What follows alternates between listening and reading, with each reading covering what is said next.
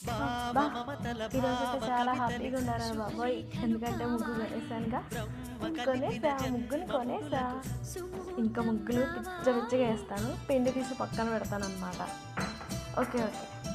ఈరోజైతే ఏం జరిగిందో తెలుసా?